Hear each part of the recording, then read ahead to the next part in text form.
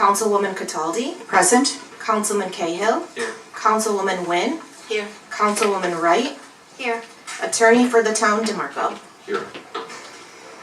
Okay, you know what? I'm not sure if we had extra copies of the agenda out there. I'm not sure if we did have them out there. Okay. Well, that's all right. It's relatively short agenda, so this is what we're going to do tonight. We got our first 6 resolutions that adhere to what Maria Dewar just did as a workshop presentation about 15 minutes ago. And as we approach each of those resolutions, we may go back to some of the screens and have some discussion on that. Then, where it says after that we're going to have open to the floor each speaker, I'm going to move that to the end. That's going to be moved to the end, and right after the open to the floor, 5 minutes to the speaker, will be the last resolution will be what is named number 10 right now, resolution for the proposed Creekside Trail cell tower. So we're, yes? There's a couple resolutions on the back page. That's correct. Okay. So resolutions 11 and 12, we'll get through all of that stuff because it's a lot of housekeeping, relatively easy. And from reading the tea leaves and going around the room before, I think I have an idea what everybody is here to take the podium for. We might as well flow from the 5 minutes open to the public right to the resolution options that are available, Councilor DeMarco, on the cell tower. All right? So, without further ado, the first resolution up tonight, I'm going to be very honest with everybody, strategically, this was going to be our only grant application in the CFA portal for 2025.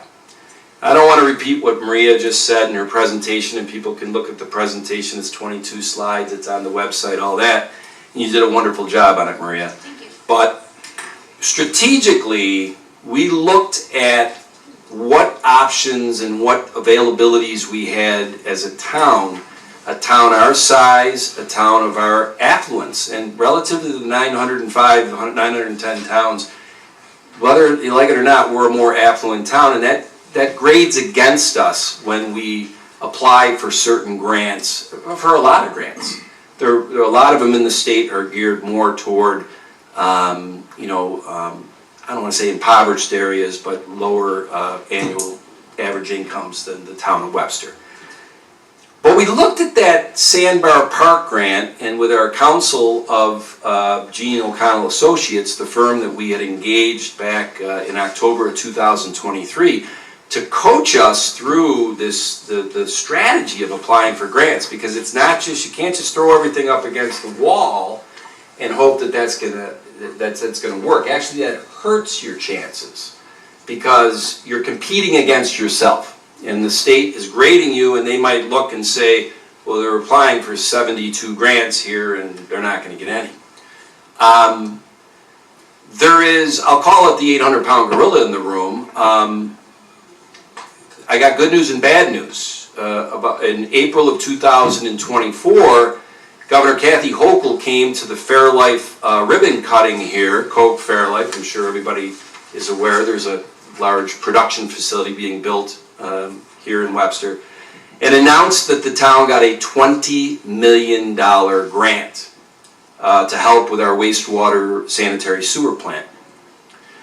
When the state gave us that grant, as we do debriefings with the Department of State on certain grants that we didn't get qualified for, they somewhat off the record say, hey, look, the state just gave you $20 million. Unprecedented number. I think the largest grant we ever got prior to that was slightly under $3 million for phase 1 of the sewer plant. So I can't stress how large of a grant that $20 million was. And so that's on our record with the state of New York, and that is going to affect how we strategize and which grants we apply for in the year 2, 3, 4 after we got awarded that. The reason why our strategy initially was we're only going to go for phase 2 and phase 3 engineering and design of Sandbar Park is because the state of New York, in their debriefing of why we got turned down last December for this, said, look, we love this project. We love coming up to Webster to the ribbon cuttings. It's a unique park, and it's got the potential to be beyond unique once we get phase 2, which is the education center, and phase 3, the walking trail, done.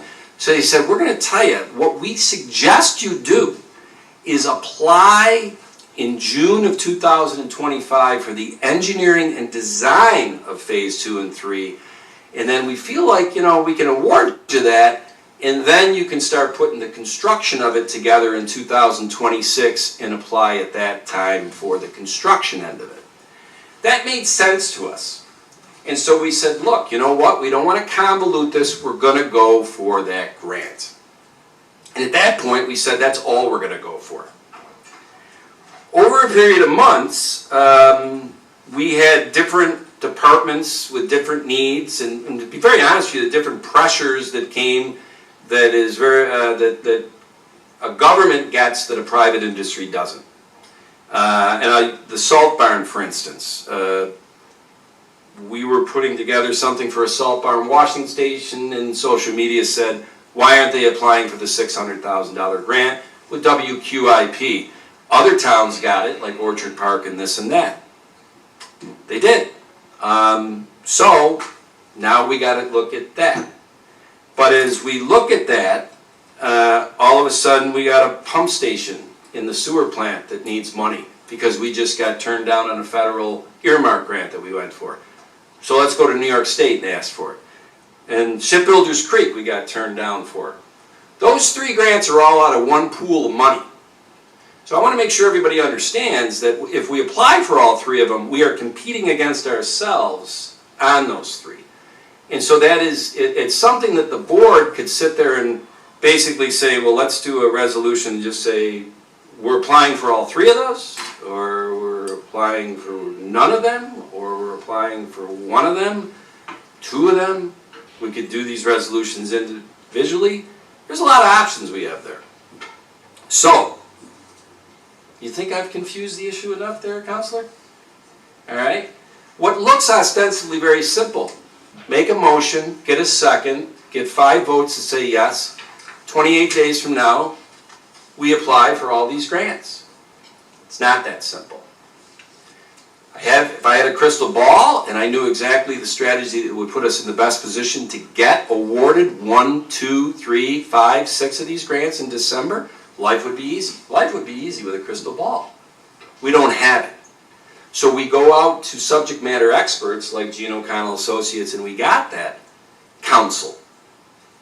But I won't be redundant. We were only going to apply for 1 of these, but through various pressures and asks and whatever, 6 of them are now on our docket. And this board, this is why we get paid the big bucks, is in the unenviable position of we have to make a decision. So, I'm good at parties, aren't I, John? I'm a buzzkill, aren't I? You know? I know. My kids say, you're great, Dad. So I'm going to tell you what, I'm going to make this simple to start out because the CFA grant for Sandbar Phase 2 and 3 was the strategy originally. So I'm going to make a motion that we authorize the submission of a CFA grant application for Sandbar Park Phase 2 and 3 design and permitting, and to commit to the funding the required local match from the previously approved bond resolution if the grant is awarded. Second. Supervisor Flaherty. Aye. Councilwoman Cataldi. Aye. Councilman Cahill. Aye. Councilwoman Wynn. Aye. Councilwoman Wright. Aye. Now I'm going to switch up the order of the next 2 because I'm going to go in order of how you presented, Maria. Okay. The GIS grant, I won't be redundant, it's a relatively small grant. It's in a pool of money that, from everything I've been told and coached, applying for that grant out of that pool of money, and is it DEC money? Yes. That's going to have no effect on how we're graded for LWRP money, Correct. which is the pool of money for Sandbar Park. Isn't this fun? Okay.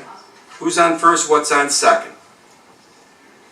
With that in mind, I'll make a motion to authorize the submission of a CFA grant application for GIS through the DEC and commit to the funding required as the local match if awarded. Second.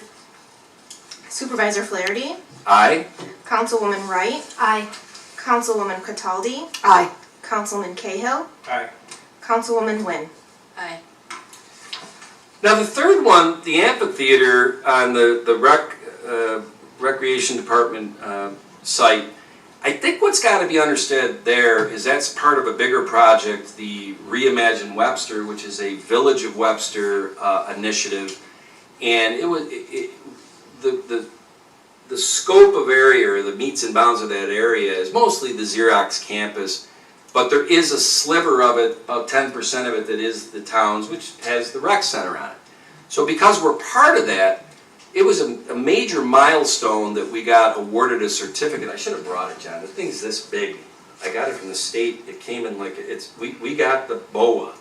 What does BOA stand for again? Brownfield. Opportunity area. Brownfield Opportunity Area. But doesn't that sound nice, right? But that opens up a real big opportunity within this Reimagine Webster initiative. So the village, they've got their grants that they're going to apply for and do resolutions at their July 8th meeting. And our meeting tonight, the one thing we want to tag on to in that brownfield opportunity is this amphitheater, the design and engineering of it. So based on that, and the big certificate I got and everything I've learned, that they are just now just begging to give us money to redevelop this BOA district, this whatever, Reimagine Webster meets and bounds. I'm going to make a motion to authorize the submission of a CFA grant for the engineering and design of a amphitheater on the rec center campus in Webster, and to commit to funding and required local match should we be awarded. Second, and I just want to say something about the second. I think this is a great opportunity for Webster, having an amphitheater to expand beyond what Parks and Recreations already has to offer is a wonderful thing, because it's a place where the community can all come together. And many other towns, Perrington has one, Penfield has one of varying sizes. But this not only is great for the community, but it is something that brings both the village and the town together. So for all of those reasons, and because it's something that's been on Chris's list for a while for the Parks and Recreation, I enthusiastically second us applying for this grant.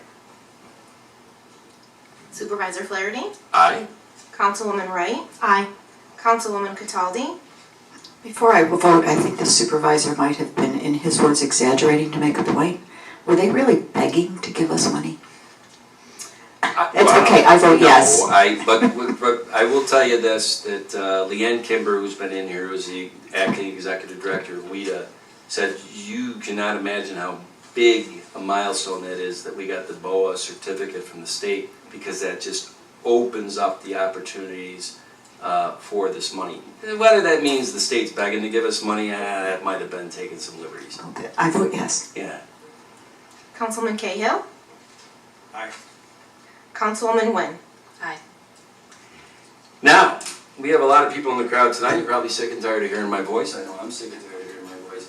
I am going to step off the next three, because the next three are really, they're ones that the board members and I have talked about and gone back and forth on the strategy of these. They're all from the same funding source, WQIP, which is Water Quality Infrastructure something. I'm not going to make any motions on this. There's too much back and forth that has gone on by this board over the last couple of weeks, and we're now in a position where we have to make a decision on this, so. I'm going to take a little executive privilege as the deputy You supervisor can do what you want to do. and go with the resolution number 5 first.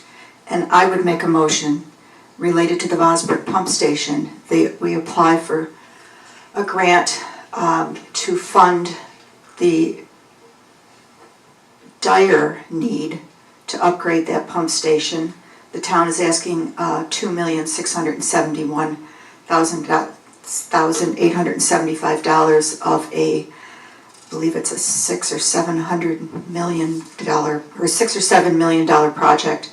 The maximum award being $15 million. I make the motion that we apply for that grant. Second. Councilwoman Cataldi, Aye. Councilman Cahill, Aye. Supervisor Flaherty, Nay. Councilwoman Nguyen, Aye. Councilwoman Wright. Aye. Okay. And you know what? I did this to a board member one time. I said, do you mind explaining why you said nay? So I'm going to ask myself that. I think I just said that we got turned down for federal earmark funding that we applied for through Senator Schumer and Senator Gillibrand's office in March. So God bless the sewer leadership. They're like, come on, we gotta go through this grant, June 28th. And whatever. And then today, we just found out that the WIA grant just opened up and that its deadline is the 12th of September. I've already gotten kind of pitched by the sewer plant that we should apply for it through that. And I said, look, if we apply through WQIP on July 31st, we are not going to have parallel grants going at the state with WIA. So.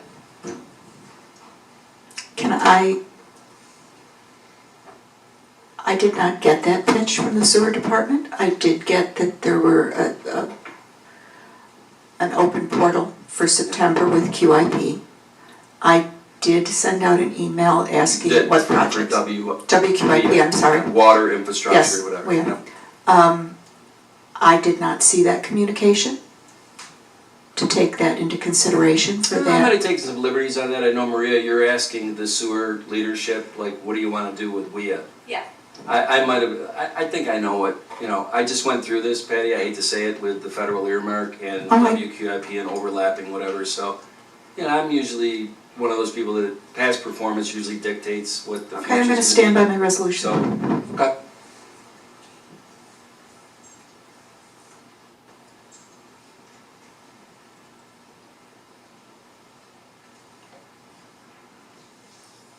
And I will put the others out there just so that we can vote on them and make a decision on this. I would move that we apply for funding for the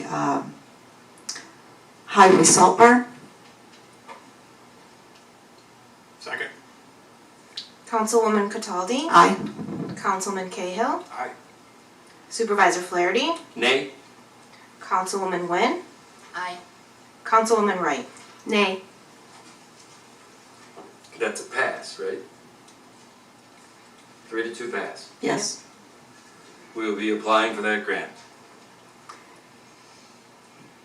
And I just want to say something about that one and why I'm saying nay as the liaison to the highway department.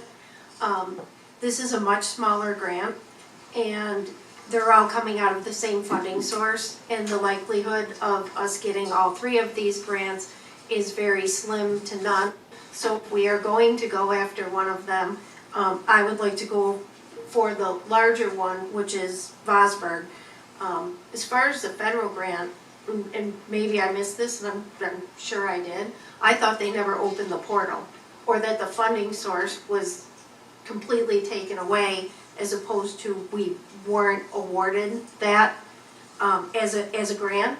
So Yeah, once again, it's kind of semantics. There was, let's say, 100 applications through Schumer and Gillibrand's office.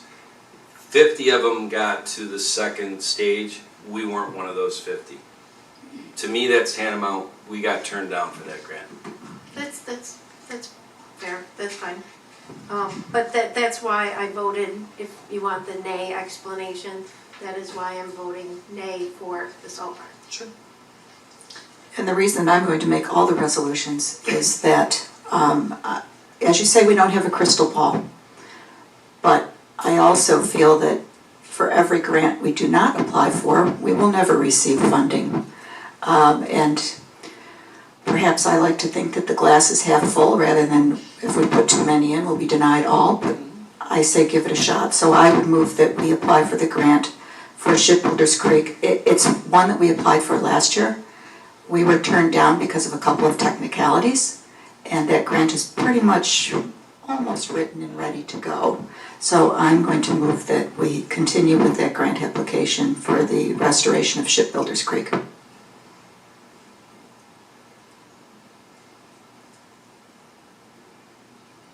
Second. Also, I would like to say something. The RDC round 15 at the Regional Economic Development Council at 2025 consolidating funding applications for CFA is now open through Thursday, July 31st at 4 p.m., which you have been said, Maria. And they will continue to accept application ongoing basis until the funds are exhausted.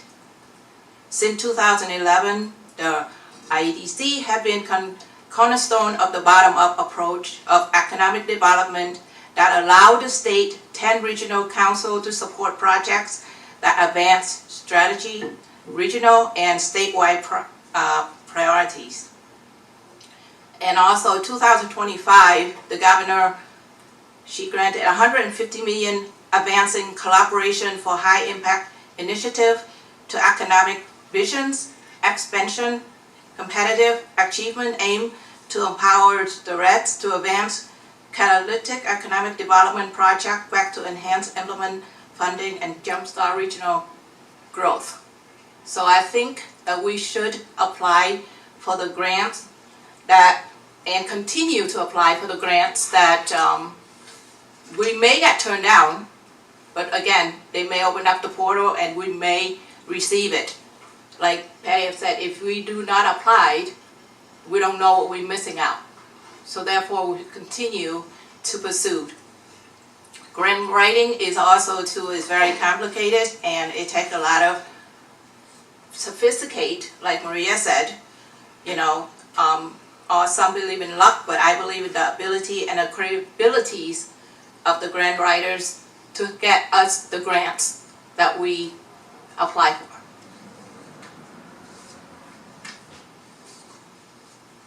Councilwoman Cataldi, Aye. Councilwoman Nguyen, Aye. Supervisor Flaherty, Nay? Councilman Cahill, Nay. Councilwoman Wright. Nay. We already have a remedy in place, at least to handle the situation that's there. And again, I will reiterate, and maybe I'm right, maybe I'm wrong, but I think our best chances are to move forward in that group and not compete against ourselves and lead with Vosburgh as the largest and probably most important project for the town. Sure. I think this was a phenomenal thing for the audience to see tonight, because in my 5.5 years as supervisor, I hear a lot of times they're like, well, it's a fait accompli, board members, you know, you're all Republicans, you're all thinking the same way. That is not the case at all. We have struggled with this because it is so subjective. I come from an accounting background. I like facts and knowns and whatever. Grant writing and strategy, it's just so, and you have 5 different opinions. And the 5 voted, and that's the way the government works in Webster, and we're going to apply for 5 out of these 6 grants that were presented tonight. And the 2 WQIP grants we're applying for are the Saltburn and Vosburgh, and Shipbuilders Creek we will not be. And Paul and I, our finance director, talked about that. It's a small enough project, small, $1 million, man, if we gotten desensitized to money. We've looked at the sewer reserve, the capital reserve. We have we have a $100,000 fix going on down there. It's not the permanent fix, but it will make me be able to sleep at night as it's executed, that we won't have a problem. So, onward and upward. Thank you. Thank you, everybody. No, I want to thank all the fellow board members because we have talked about this for so Yeah, long, and tough. we've agreed and we've disagreed and we've gone back and forth, and I just feel it was important that we put all those out there for a vote and put it to rest. So, thank you all. So next up, we had 2 weeks ago, actually it was a Wednesday night, because June 18th, we did not have a workshop that meeting. We had one regular board meeting. Deneen, thank you for getting us the minutes. I've reviewed them. I make a motion that we approve the minutes from June 18th's board meeting. Second. Supervisor Flaherty, Aye. Councilman Cahill, Aye. Councilwoman Cataldi, Aye. Councilwoman Wynn, Aye. Councilwoman Wright. Aye. And next, Ginny did the bills. Yep, I did. I looked over the bills with the finance director, and it appeared to be in order. I would like to make a motion to pay the bills, please. Second. Councilwoman Wynn, Aye. Councilman Cahill, Aye. Supervisor Flaherty, Aye. Councilwoman Cataldi, Aye. Councilwoman Wright. Aye. And then I reviewed the prepaid warrants as submitted by Paul Adams, Director of Finance. Make a motion that we approve those. Second. Supervisor Flaherty, Aye. Councilwoman Wynn, Aye. Councilwoman Cataldi, Aye. Councilman Cahill, Aye. Councilwoman Wright. Aye. And I reviewed the purchase orders as submitted by Paul Adams, the Director of Finance, and make a motion we approve those. Second. Supervisor Flaherty, Aye. Councilwoman Wright, Aye. Councilwoman Cataldi, Aye. Councilman Cahill, Aye. Councilwoman Wynn. Aye. Now we're gonna, like I said earlier, we'll skip over the number 10 resolution, which is really a series of options related to the Creekside Trail proposed cell tower. We'll go to the last two resolutions tonight. One is somewhat, I think this is kind of a housekeeping one, Paul, that we do every year. Which one? The intermunicipal agreement with Monroe County that states the county will operate and maintain traffic signal device. I'm asking you, that's funny, you're the finance director. Maybe I should ask Keith. But Keith, you might not have been around long enough to see this come up every single year. I have been, and it is Okay. housekeeping, yes, I would agree. Does any of the board members have any questions on this? No. Okay. I make a motion to renew the Town of Webster's intermunicipal agreement with Monroe County that states the county will operate and maintain the traffic signal device located at the intersection of Hard Road and Publishers Parkway. You know what, I do have a question. Why is this one, why does this require a specific resolution? Is this the only one that in Webster that the county maintains on our behalf? It's Hard Road at one time a county road. I don't know, but I know that it's a town road now. Yeah. And this is a new, I think this was a new light that went in when the development went in on It the is. east side of Yeah. Hard. So, So it could be that it's the town road, but the county's maintaining the light. Okay, thank you. okay. Well, that was my motion. Second. Supervisor Flaherty, Aye. Councilman Cahill, Aye. Councilwoman Cataldi, Aye. Councilwoman Wynn, Aye. Councilwoman Wright. Aye. You know, if we didn't have all this other excitement tonight, this number 12 is a major accomplishment, and it'll kind of now just get pushed to the back burner because we'll have probably 45 minutes after this of people taking the podium and discussion. But John, you've been the liaison, town board liaison to EMS since I've been on the board. Well, I would ask that, because I know of no one that has the recall from a historical perspective than you. And it has been a pleasure to serve as liaison along with you with the negotiations with Penfield for the past over a year. Yeah. So I would ask if you could keep your comments, summary comments, to maybe 5 minutes on this. I don't even want to do 5 because I appreciate all these people here tonight. We've started this meeting at 7:30, it's now 8 o'clock, so it's like going to a movie and seeing 23 minutes of the previews, but we'll get to the main show that you're here for. The history, I don't know if I could do it in 5 minutes, but what I'm excited for, and I've written articles about it, is that John and I, And when Russ. this passes, Then Penfield Volunteer Ambulances Board actually has their meeting, I think, on the 14th. We thought it was the 7th, but it's the Right. 14th. When they pass it, that opens the doors to John and myself, and we've already talked to Jeff Leanhouse, the Penfield Town Supervisor, and Bob Ockenden, the Town Board member who's the liaison to ambulance in Penfield. And we said, look, it's in both towns' best interest for the citizens of Penfield and the citizens of Webster, for the two town governments to get together and discuss a consistent metric that both towns use when we go to do our budget process every year of how much money, if any, we are going to subsidize Penfield Volunteer Ambulance, which is a 501c3 agency. 501c3 agency. And they're very open to doing that, and we've been very clear with Penfield Volunteer Ambulance's leadership. This year, the town of Webster had $100,000 out of our general fund budget go to Penfield Volunteer Ambulance. The town of Penfield, from their tax district, had $200,000 go to Penfield Volunteer Ambulance. The economies of scale of bringing those towns together under one ambulance will create a situation, in my opinion, that Penfield Volunteer Ambulance's financials will potentially, in the next year or two, not need any subsidy from the town of Penfield or the town of Webster. Do I know that? No. But if we get together with the two governments and talk about the metrics and this and that, and I'm sure that Penfield Volunteer Ambulance will be at the table with us too.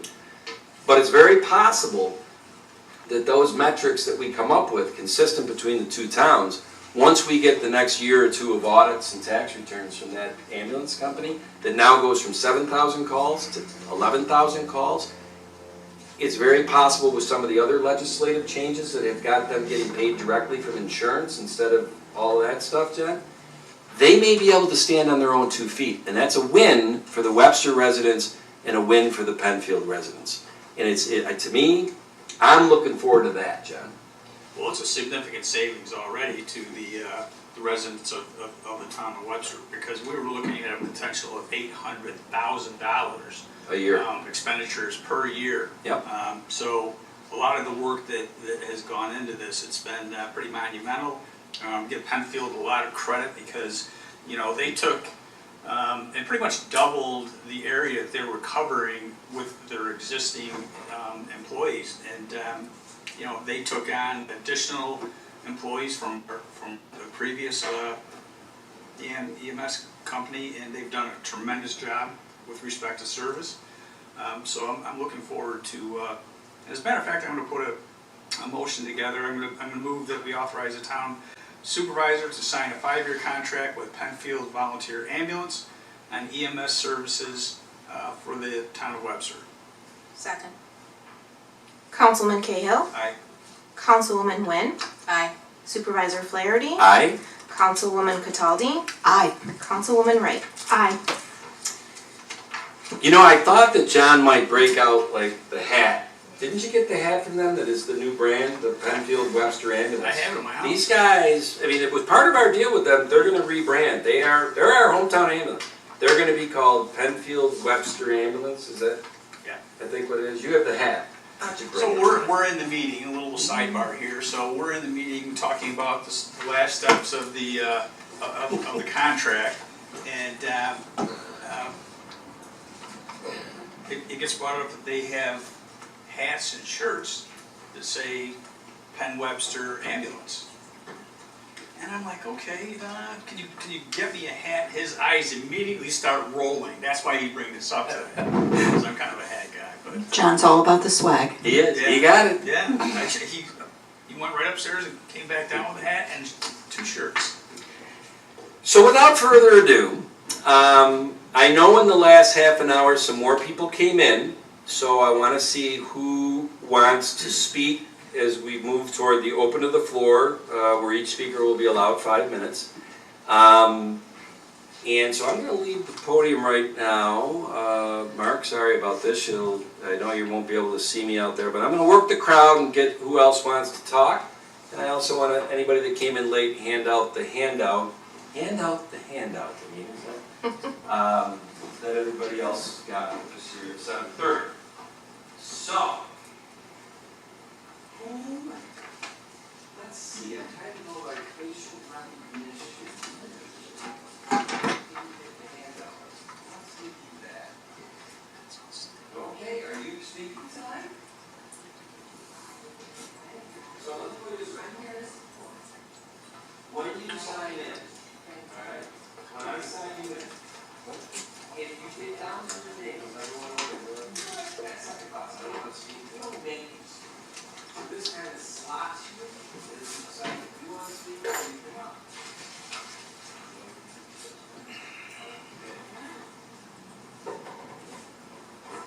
Oh, and by the way, I just, so this flows better? Kevin, do you want to speak tonight? Okay. Now, I'm going to take a guess.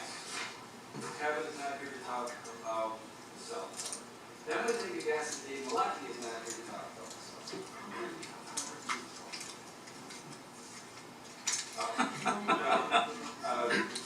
You're going to go first. Okay.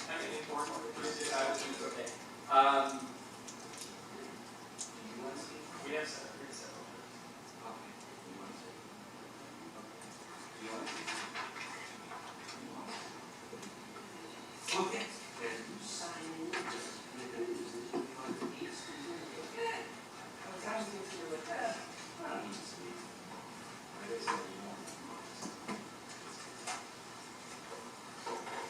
Do I miss anybody?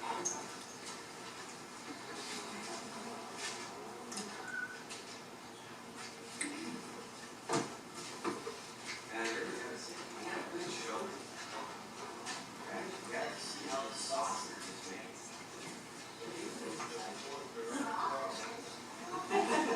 That's the hot dog. Joey Chestnut, the meeting tomorrow? You know when the names are? You see people that I'm watching?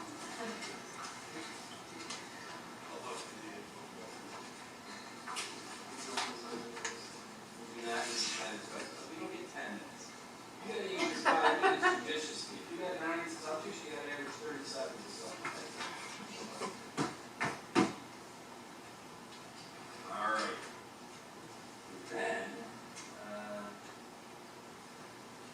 also, the handout.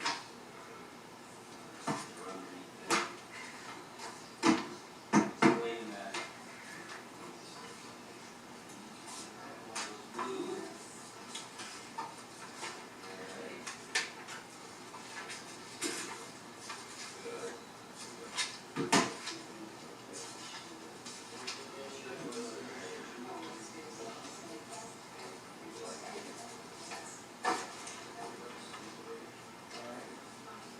Okay, I think we're ready for prime time. All righty. So,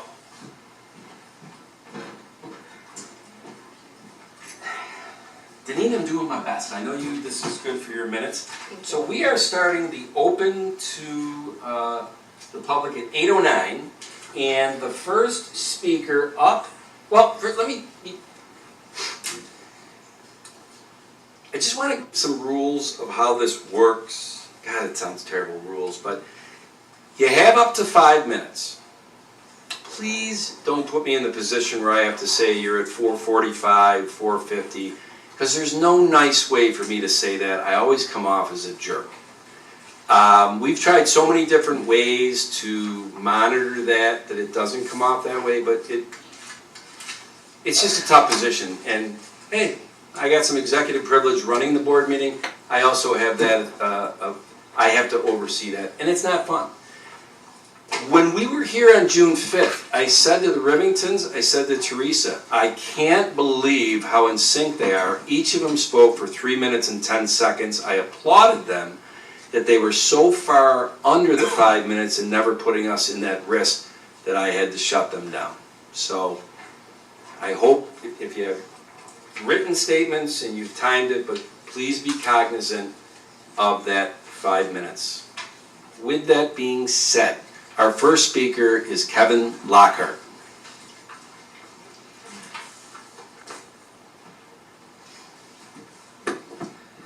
Hello to the town board. My name is Kevin Lockhart. I live at 100-2 Kittleberger Park in Webster, New York, the village. It is wonderful to see everybody here. Thanks for coming out. Several knitters. I wanted to address a couple of concerns that I have with the town and how it's operating, but first I want to state to everybody what a privilege it is to be in Webster, and for me particularly being a dual citizen in the village. I have an unusual amount of elected representatives and committees compared to, let's say, a city of Rochester taxpayer who has, so I'm very privileged in that sense. So I came here today to issue a memoranda into the town clerk's, I'm going to give it to you, okay? I had it on copies for all of you so that you can follow along. And it's, thank you. Thank You you. can just pass it around, so I should start it out.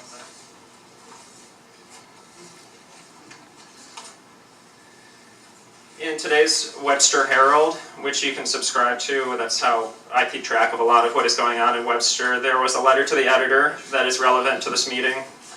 To the editor, I'm just going to read it, it's short.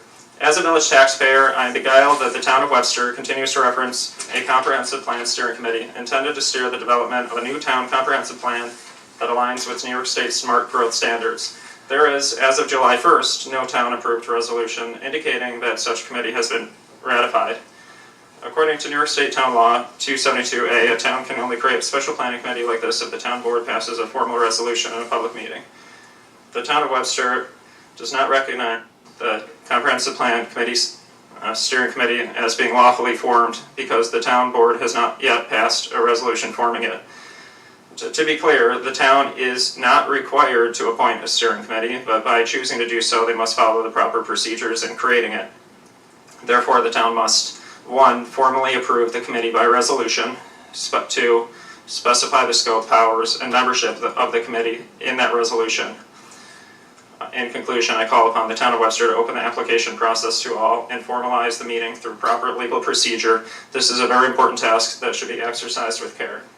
Going into the timeline and my findings, just a little bit of background. In November 24, and please stop me if there's any errors that I'm not aware of, because this is not comprehensive, but it's pretty in-depth. In November 24, the town of Webster issued a request for proposals, or an RFP, soliciting consultant services for updating its comprehensive plan with project kickoff in January 2025. The contract award went to Colliers Engineering Design. The town board reviewed proposals and passed a resolution to authorize Colliers Engineering Design as the selected consultant. The RFP process and contract award were formally recorded, with the contract expected to commence in January 2025. Authorization of contract via board's resolution. The RFP explicitly states town board confirmation of recommended consultant and town board resolution to authorize contract as required next steps. The board duly executed that resolution and entered into a contract with Colliers, fulfilling the steps outlined in the RFP. The RFP requirements for the steering committee require that the RFP and contract terms clearly stipulate that Colliers is to work with a comprehensive plan steering committee, a body the town must create via formal town board resolution. According to the town supervisor's communications, a steering committee has been holding meetings since at least June 12, 2025, with Colliers presenting to the group. Colliers has been actively facilitating meetings with this committee, such as a June 7th informational session at the rec center. Local news also confirms a steering committee made up of residents will review all the community feedback. Yet, no formal resolution has created the committee. Despite the committee's operations and meeting, there is no town board resolution according to the RFP, the contract that was signed and authorized, or Town Law 63-2A. I've been contacting the town about this because the reason, sorry, I missed a portion. So what I need you all to do formally is create and appoint the Comprehensive Plan Steering Committee, name its members and define its scope, duties, and duration, and ensure the committee's formation retroactively legitimizes Collier's ongoing work under the RFP and the contract. This isn't a voluntary step. This is a required step that was required to have been taken months ago. and I don't understand. So we're at 4:45. How'd my tone of voice sound on that? The reason I came here today is because I was specifically named by the town in a town email excluding me from this process. And that's what brought me here today, because I was miffed about that. So I am going to follow up. If the town is not compliant on this issue and align themselves with the law, I'm going to I'm at 5:15 now, Kevin. I'm I'm going trying to to have be patient, but you're at 5:15 now. I'm going to have to escalate to have a judicial review Okay. with sorry, the way that you're looking at me is making me feel funny. Let me just, hold on a second. Let me just wrap this up because I got thrown off. Okay. This is important. If the town doesn't align themselves with the law, I'm going to go to the county Hall of Justice. I'm going to file an Article 78 proceeding, and I'm going to bring the town attorney before judicial review. So, but I expect that I won't need to do that because the town's going to do this. I don't know what that means for all of you. Okay, And we're at the 6 minutes comprehensive now. plan. We're at 6 minutes now. Kevin? You're not responding to what I'm saying. Kevin? You're just talking at me. Kevin? You have already let us know, and the town attorney is aware that you have put us on notice that you might bring an Article 78 against us. We're aware. We are aware. And now everybody here is aware, and it's on tape, and you're in the record. And I applaud you. Thank you. Thank you. Okay, next up is Dave Malecki.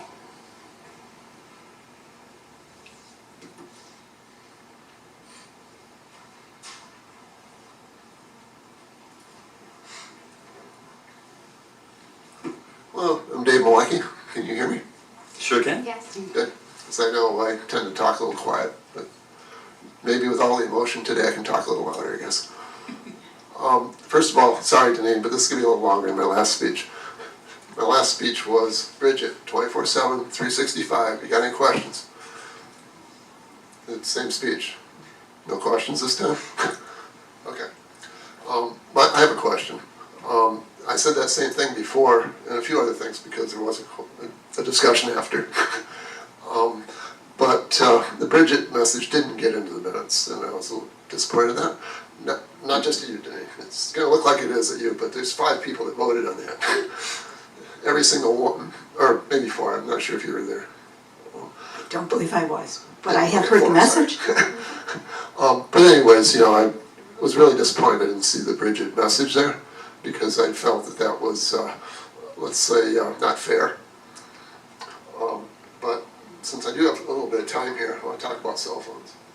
I was going to start the time with carrying a cell phone, because carrying a cell phone is really a very dependent thing in our society. In fact, it's even more dependent than being able to drive somewhere. The reason I come here is to bridge across the Arncoit Bay Outlet. It's really difficult to get from West Webster over to Arncoit unless you have a car. And I have a car, I've got several cars. I just choose not to use them for the most part. I'd rather walk someplace, I'd rather bike someplace when that's more appropriate. So that's why I get so passionate about being able to go across the Arncoit Bay Outlet. I want to see some money set aside for active transportation in the budget next year when we do that. And believe me, I'll be at the meetings. Thank you. Thanks, Dave.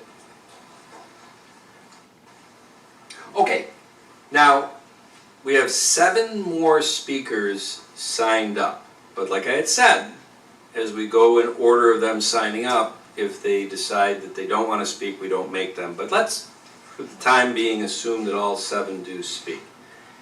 Before I bring up the first one, I want to just give a little history. Yeah, Laura, you are going to be the first one, but give me 2 seconds here, because I think it's important. One, we had 4 weeks ago, there was a public hearing in this boardroom at 7:30 p.m. and it was properly advertised in the paper, on our social media sites, on the website. The property under review went in front of where this proposed cell tower is, a big like realtor sign. And 3 people spoke that night at the public hearing. Actually 2, Mr. Remington, Dave, and Ms. Zawadki, Teresa. So they spoke out against this proposed cell tower. Now, when we close the public hearing, we still have an open to the public for 5 minutes to talk about anything to your heart desire, like we have here tonight. And Teresa took that opportunity to go back up and speak again, as did Dave, and as did Dave's wife, Christy. So those 3 spoke 4 weeks ago, and they happen to be 3 of the 7 that are scheduled to speak tonight here. Now, after that meeting, of which there was a workshop presentation by the Verizon people that went into a deep dive, the slide deck is available on our website to show, to educate as best we could about how we came to this site and what it could do and all that stuff. Some of the things that were said at the podium that night, and I understand the emotion of this, had Mike Crosby, who's not here tonight, from Verizon, take the podium and basically debunk some of the myths, the fears, with facts. So when that all ended, I think we might have said that night, the board needs to step back. We're not going to make any actions and put anything on the agenda for 2 weeks from then, which was June 18th. It was a Wednesday night, not a 19th, it was Juneteenth. In fact, a couple days later, I sent out a personal card, handwritten to the Remingtons and to Teresa, that basically said, I applaud you for coming the other night. Just, like I said, we're not going to do anything on the 18th. The board's doing their due diligence. We are going to put something on the July 3rd that's either going to be that we're pushing it to the planning board, or we're going to handle it at the town board level. I know myself, I walked that site for about an hour. I know the other town board members chimed in, they walked the site. We did a lot of things to figure out tree lines and all that stuff. I think we've done yeoman work. We have not lazied this. I mailed those cards to the Remingtons and Ms. Zawacki on June 14th. Around June 26th or 27th, I started to get pinged. My cell phone started to get texts. My cell phone started to get calls. My email started to get emails. It was interesting. It was 4 that were for the cell tower and 4 that were against. So 8 total, 4 against. A lot of 4s there. I should have done a different number. And so I'm like, where is this all coming from? This seems out of the blue. Well, the blue is what I handed to all of you. Because one of the people who was for it said, you're going to get a lot of stuff, Tom, because somebody went around to all the neighbors, and it looks like it went out about a half a mile, and put this flyer in their door. Now, the unfortunate thing is that several of the bullet points in that flyer are in the meeting minutes and on the tape, audio and visual, that was discussed here 4 weeks ago, that Mr. Crosby from Verizon debunked those myths. But I understand that if I wasn't at that meeting, and I didn't see that video and audio, and somebody put this on my door, that you would have a visceral reaction and call the supervisor and do all that stuff. So the 4 people that were against it, I sent back to them, with the help of Deneen, here is a link to the workshop presentation by them, and here's the minute in the video that it starts, and here's a link to the town board meeting that had the public hearing in the section that was talked about. So that those people, if they're rational, which I'm sure they are, would take that and then say, okay, well because I told them, a lot of this has been already told at the public hearing as not being accurate. So that leads us up to tonight.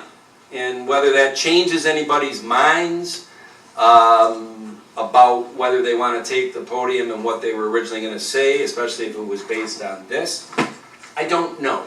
I don't know if it's premature before you take the podium to look over at our town attorney and say that, and I think it was put on the website, there was a nice briefing done by Kyle Taylor, John's partner, that essentially gave the board and the community, because I think it was posted on the website, that here is the position that the town board is in tonight.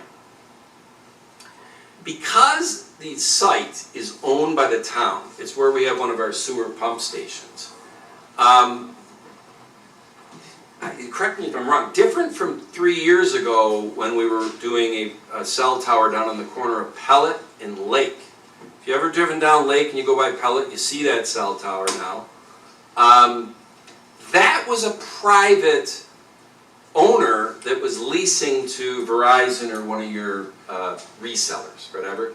And so because of the fact pattern of that, I think, Counselor, that had to go through this process that was planning board, and then if the tower was taller than the zoning, it had to go to the zoning board for a variance, and then it came back to the town board for whatever the heck we do on that.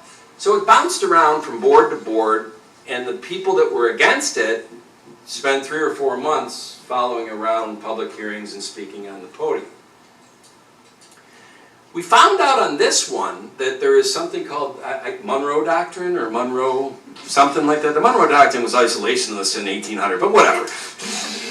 The Monroe Balancing Test. The Monroe Balancing Test, and I'm paraphrasing because I'm not an attorney, John tells me I don't have the vocabulary to be one. It does give the ability for the town board to truncate that process and just take care of it all at the town board level.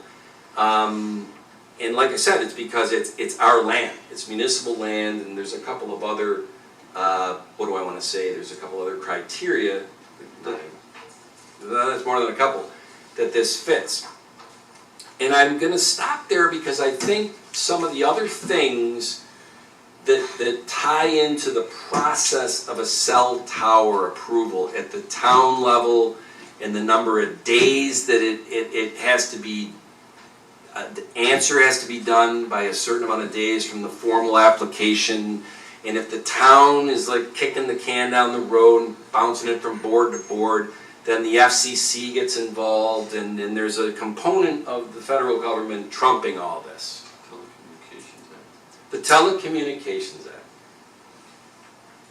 Now, I tell you all this because some of the people down on Lake and Pellet, friends of mine, said to me after that thing, why didn't you just tell me, Tom, 4 months earlier that this is kind of a, we'll go through the town process and all that stuff, but even if you guys turn it down, they'll appeal to the FCC, and the FCC will look at these different criteria, and because of, you know, the cell tower and whatever rules today, they most likely will win on the appeal, and the tower's going to go in.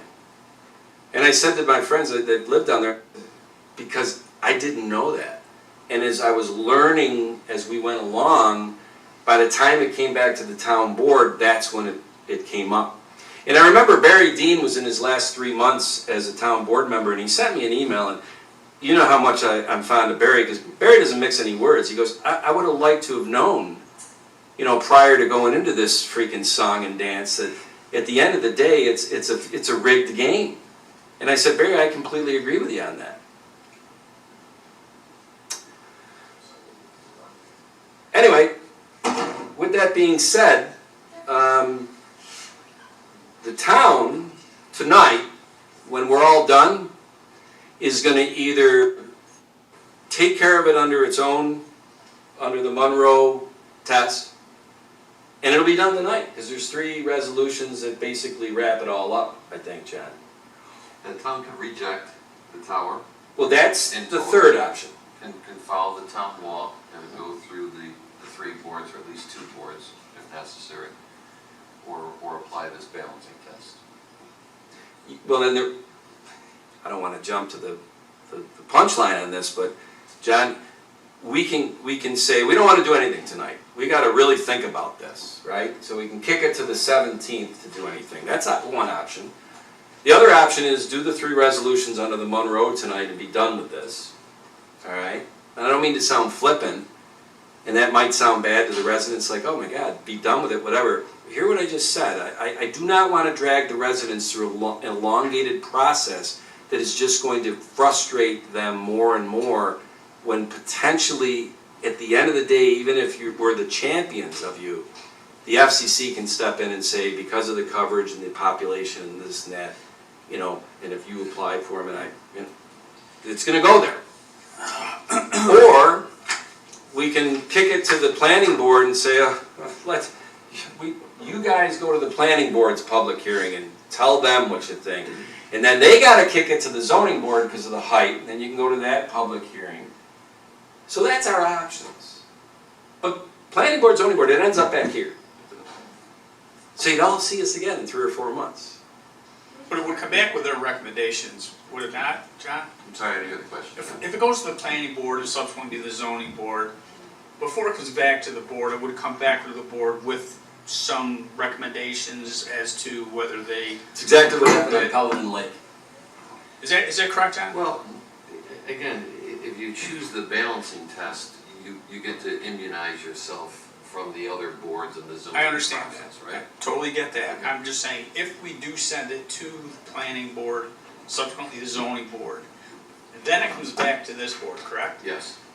When it comes back to this board, would it have their recommendations, either for or against, It correct? will, yes. But they are the professionals, in my opinion. Thank you, I appreciate that. Interesting. Okay. Threw a lot of words at you there. Why don't we hear from the 7 people? Let me just, the difficulty is their recommendations at the end of the day may and likely will be. My sense is that it's very limited what the town can adjust relative to the federal preemption that's gonna trump, Totally get that. no pun intended, Yeah. over the top of it. Totally get that, yep. So am I to understand, regardless of how any of us in the neighborhood feel about this tower going up, it's going up, it's a done deal already? So it's worthless for us to speak to you, is that basically what you're saying, Tom? Boy, I have a great bedside manner. You know, it's funny. My kids say that.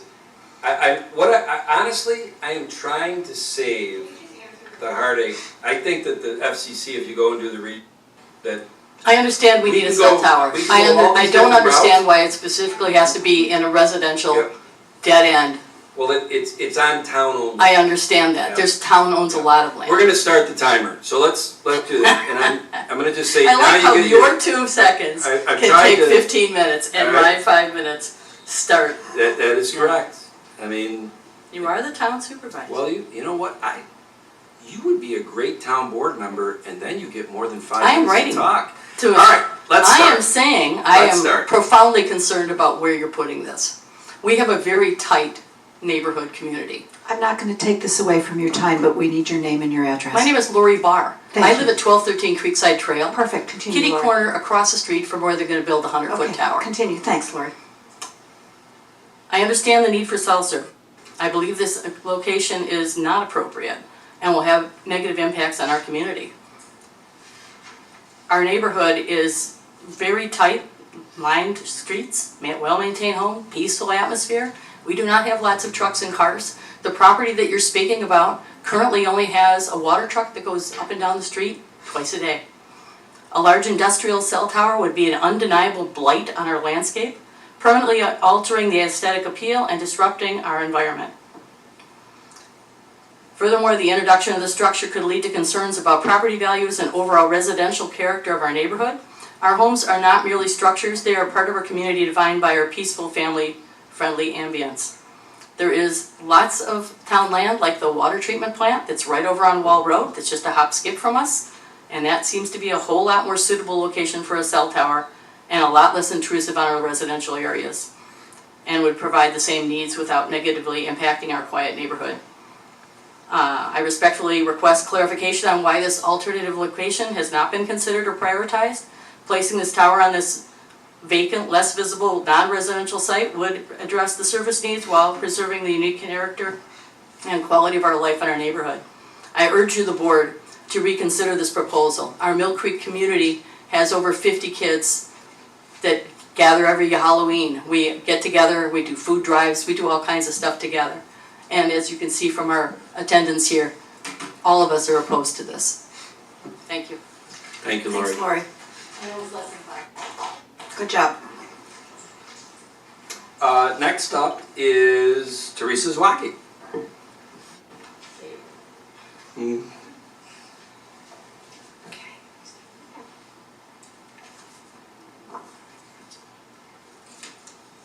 right. Good evening, and thank you for your time. At our last meeting, I stood here, I'm Teresa Zawacki Chapman, and my son Nathaniel, residents of Scenic Circle, 1219. At our last meeting, I stood here to express not just my personal concern, but a collective voice of a neighborhood that's united in its opposition to the proposed cell tower. Tonight I come with greater urgency and more voices behind me. Mr. Flaherty, can I borrow that buddy? Mr. Flaherty, I'd like to ask you the following, which of the following statements are false? Verizon is proposing a new telecommunications tower at the end of Scenic Circle near 4 Mile Creek as part of Webster North.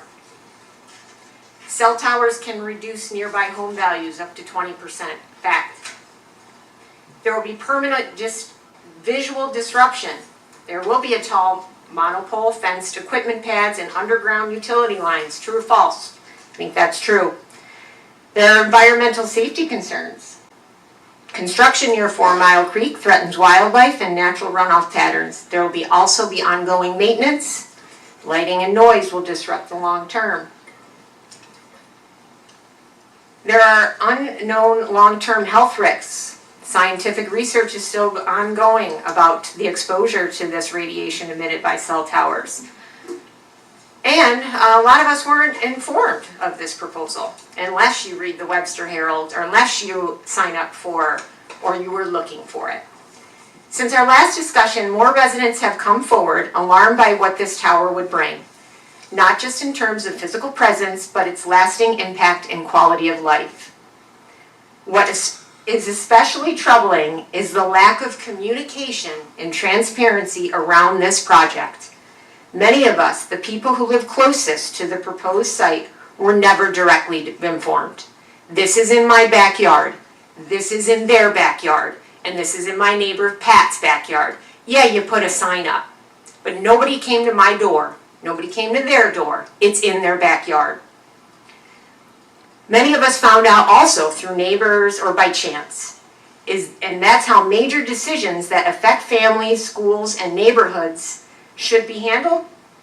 When something of this magnitude is being considered, residents deserve to be notified directly, included early, and respected throughout the process.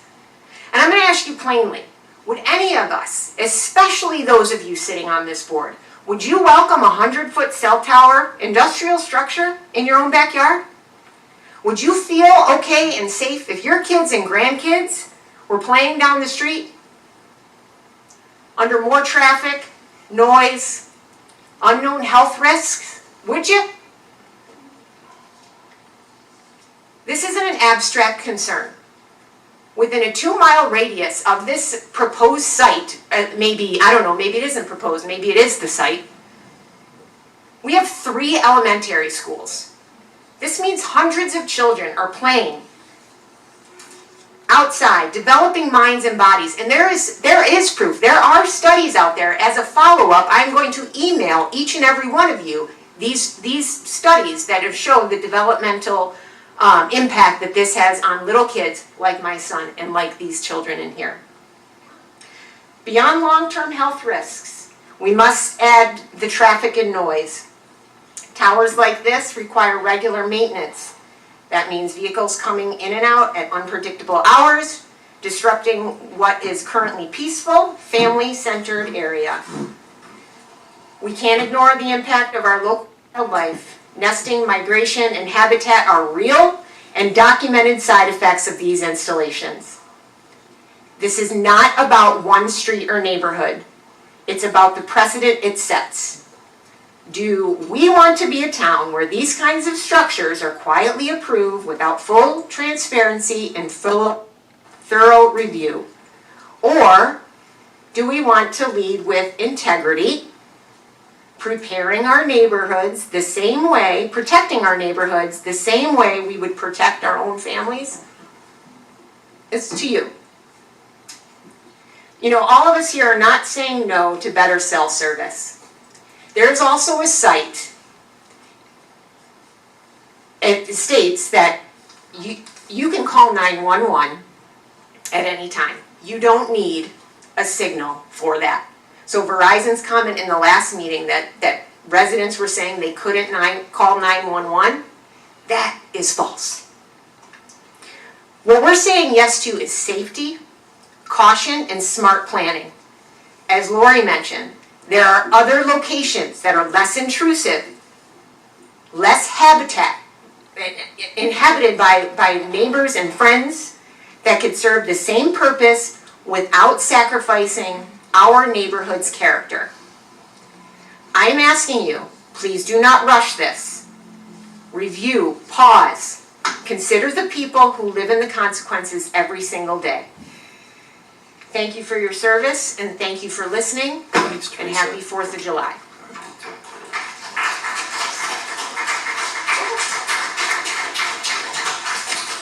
I'm gonna let Dave and Christy Remington decide which of them wanna go first. Hi, I'm Nathaniel Chapman. I am in first grade at Clem North. This phone tower is going to be in my backyard. And my friends play in my backyard. Please do not approve this because it is where I go fishing with my dad and walking my dog Zeke.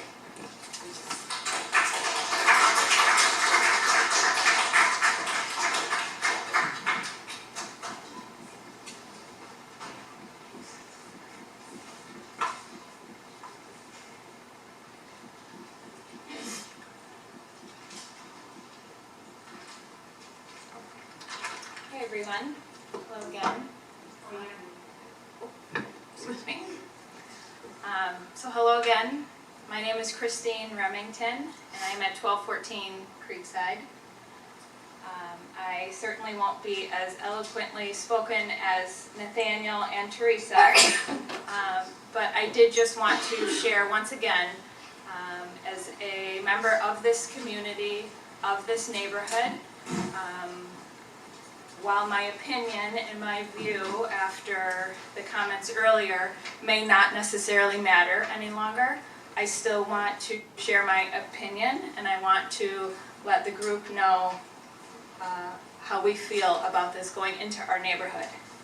This is a large structure that I can't imagine anyone sitting on this board would want in their backyard, their front yard, their side yard, anywhere near their home. Thank you to everyone over here who has joined us today, anyone else that may be watching at home or later on. I can't imagine anyone would want this in their community, in their neighborhood. At the couple weeks back when I was here, I asked, can any of the board members please just stop by? I think I said I implored you to stop by to check this site out, check this neighborhood out, look at the street.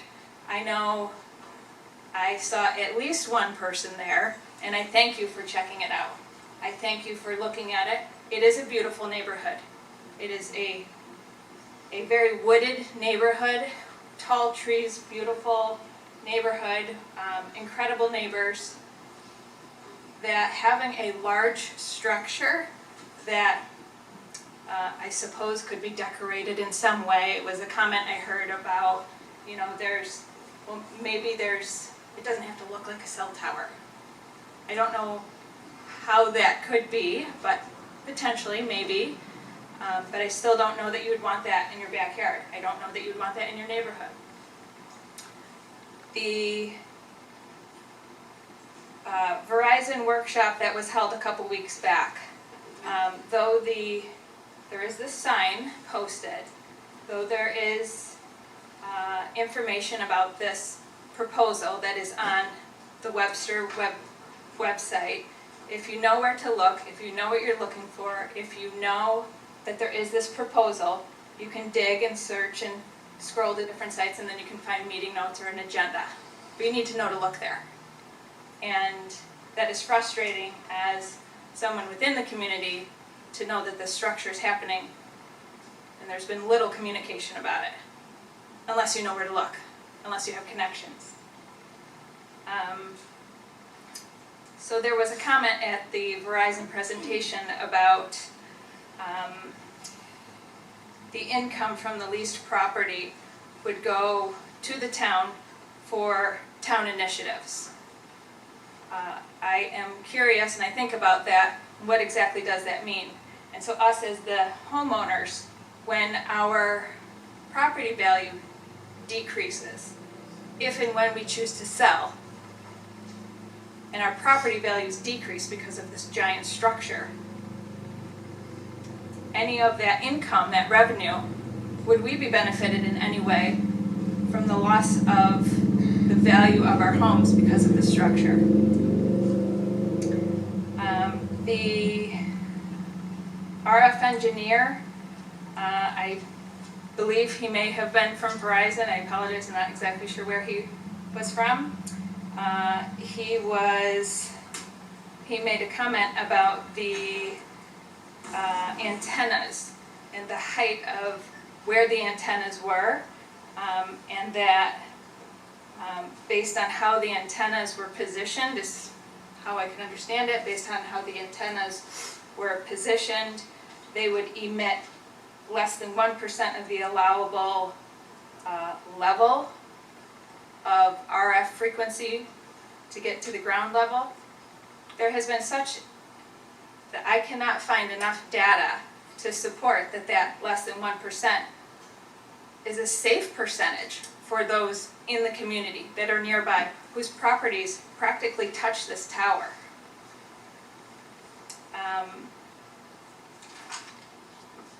I also want to share that, as Teresa had mentioned, the lack of communication that has been perceived, whether it was, yes, it was posted, the sign was there.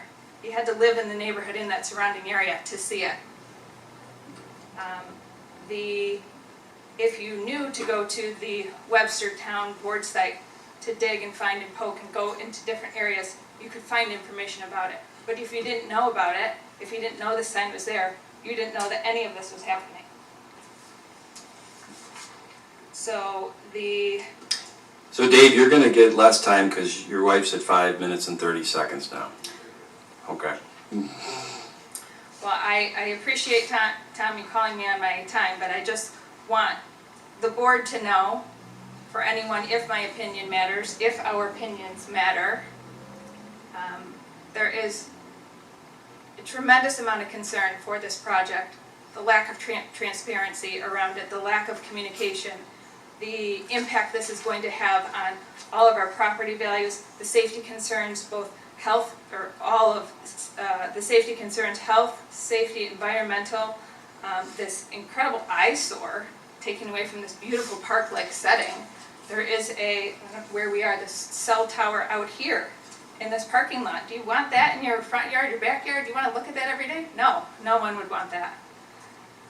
So the detrimental visual impact as well to this beautiful neighborhood is also what I ask you to consider, again, if my opinion matters at all.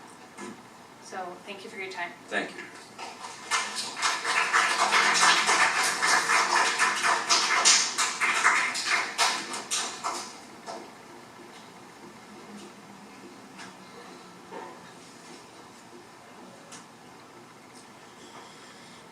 How much time we got, Tom? Go ahead. My name is Dave Remington, and I live at 1214 Creekside Trail. I'm going to condense this because I thought they said everything that I wanted to say, except you kept saying that Verizon debunked anything that was about safety concerns. I don't think they debunked anything because there's just not enough studies that have been brought forward to debunk anything.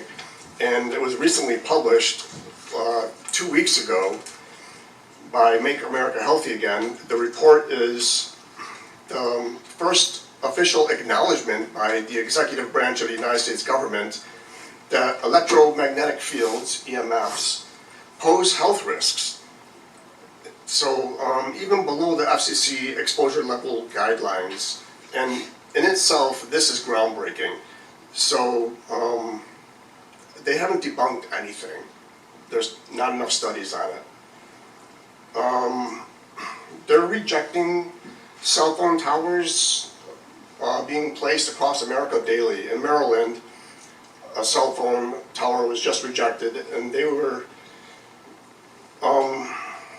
rejected because of the safety concerns and mainly because of how it would look.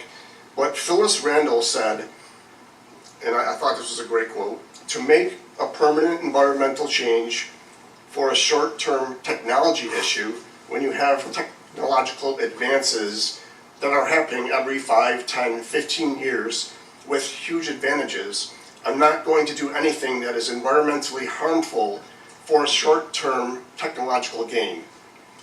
That cell tower was rejected by the board 8-0. And I think that what she said is huge.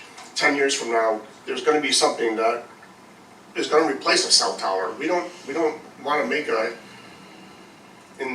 this decision to put a cell tower in that is going to, we might not even need it 10 years from now. There's probably going to be satellites that will do everything that the tower is going to do anyways.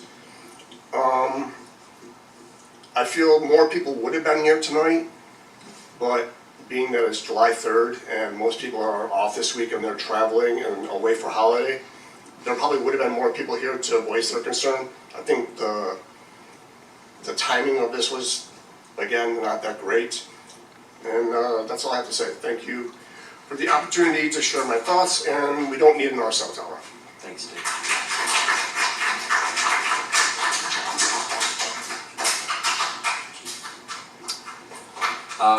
Christina McEwen.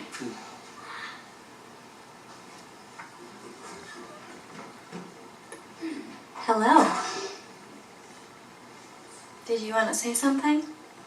No. Oh, okay, Go. perfect. All right. Well, my name is Christina Spezio McEwen, actually, and I live at 1217 Wildflower Drive, and I've lived in Webster for 29 years. This community is not just where I live, it's where I built a life and am raising my family and have long-term invested in the future of my children. That's why I'm here tonight, to voice my deep concern about the cell tower and the very real impact it will have on my family and where I live.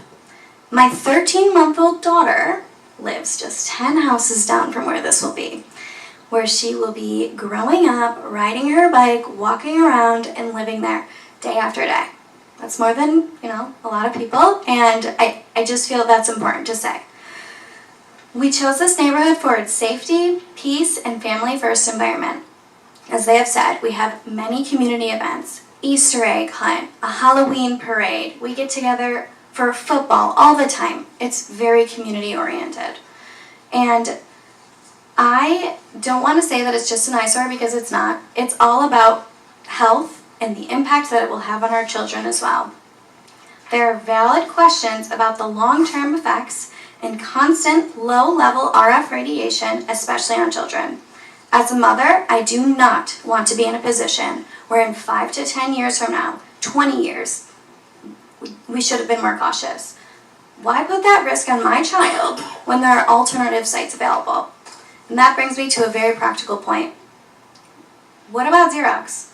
That less than 3 miles from where the proposed site is, and it's far less residential density. That kind of location makes for a great infrastructure like this, without sacrificing the health, safety, or home values with families like mine.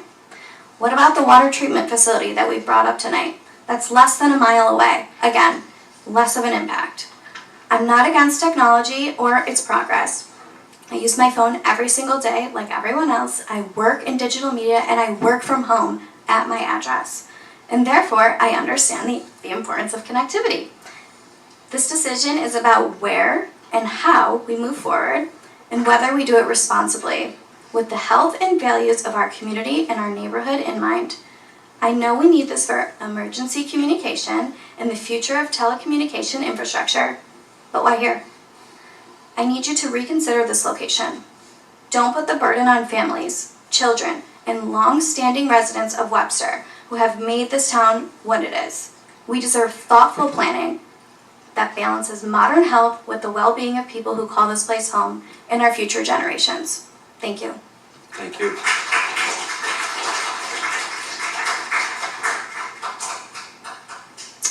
Mary Monfeld.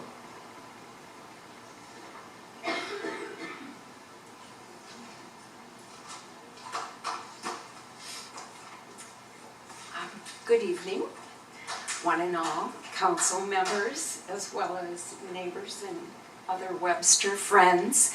My name is Mary Monfeld, and I live at 1230 Crown Point Drive, which is a street or two away from the backyards.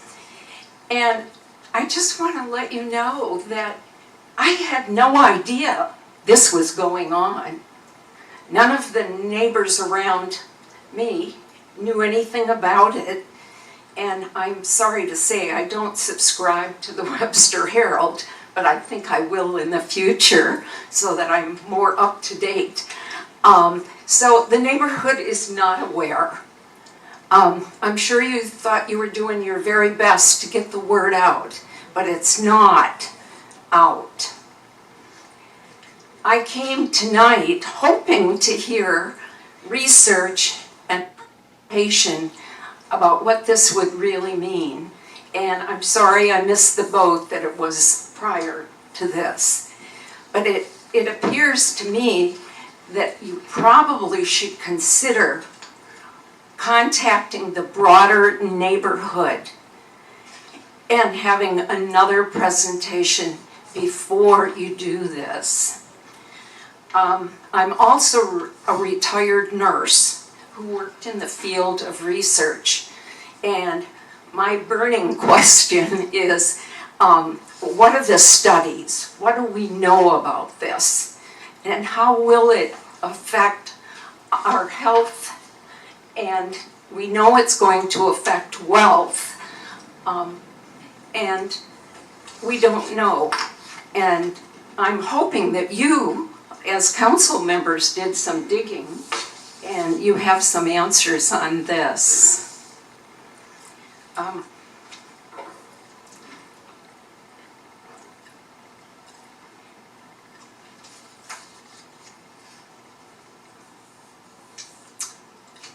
I commend all of you for your work. I have a daughter that served on a town council for 10 years, and I just know what she has gone through, so I can kind of guess what you are going through. And I want to thank all these neighbors for coming out. And I think right now, with the country in such turmoil, we need to start at the grassroots and be good and kind and as intelligent as we can in working with one another. Thank you for your time. Thank you, Mary. And then, well, Mary Geider, that's a tough act to follow. Mary Monfeld was very impressive.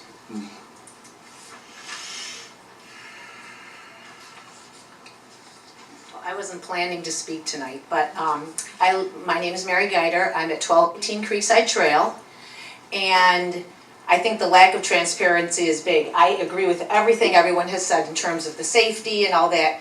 I don't know enough about it. I wasn't at the last meeting.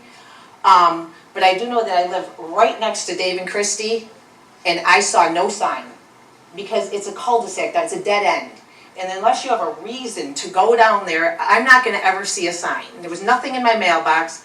I would say about a week ago, a friend said, I sent you something on Facebook Messenger. So if you don't have social media, you might have never found out about it. The other thing is, so nothing was ever put in my mailbox, but when my neighbor across the street put an addition on his house, he had to ask all of us neighbors and get approval from us, because we would see it from their house. I got nothing. And the first thing, my son came over to swim at our house the other day. He lives off a Holt. He'll probably be able to see it too, honestly, if it's 100 feet tall. He said, what's this gonna do to your property value, Mom? And he has a baby, he goes, a 5-month-old, he goes, I wouldn't want that near my house. So I'm here to support everybody and to tell you, I really don't want it either. Tom, we live in a neighborhood just like yours. I don't think any of you guys would want it either. But the fact that I cannot see the sign from my house, and I live next to Dave and Christie, there's a problem.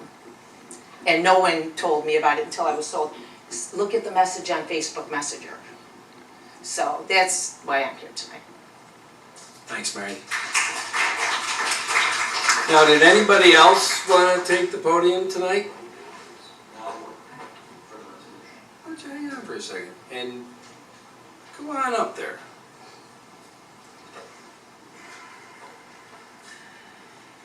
And we are going to need name and address. Absolutely.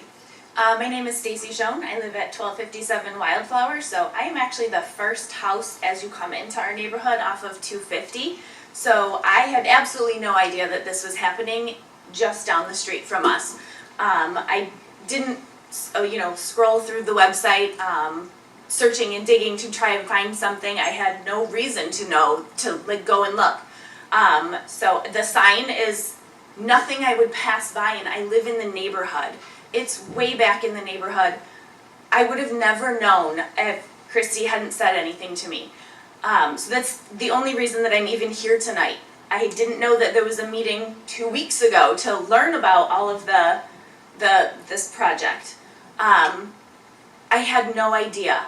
I don't know if most of the people in our neighborhood know. We have a really split age group. We have some elderly people who may not be on social media. They may not be scrolling on websites. I'm pretty into social media and can, figure this all out, and I didn't know.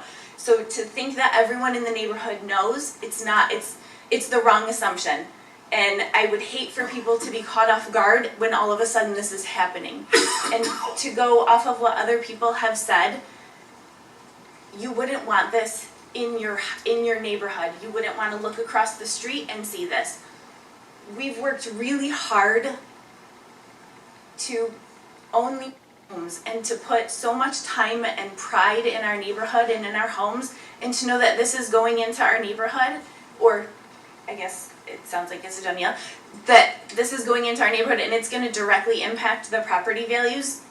You're sacrificing a neighborhood that, we are a tight-knit community and a tight-knit neighborhood that values get-togethers and all of the family fun, and you're sacrificing all of our property values I get for other people, and it's not okay. And, like I said, we had no idea. We live in this neighborhood. We are the very first house, and I had absolutely no idea. I didn't even get one of those blue flyers.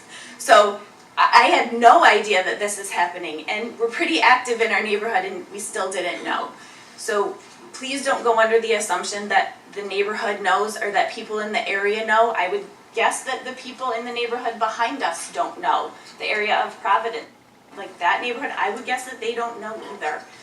So please don't make a decision in a hurry, but under the assumption that people know, because they don't. I talked to 2 of my neighbors today after I found out, and they didn't know either. So please just take a moment and just make a decision that supports everyone here to the best of your ability, and please don't rush into something. Sorry, that was all over. Thanks, Daisy. No, not at all.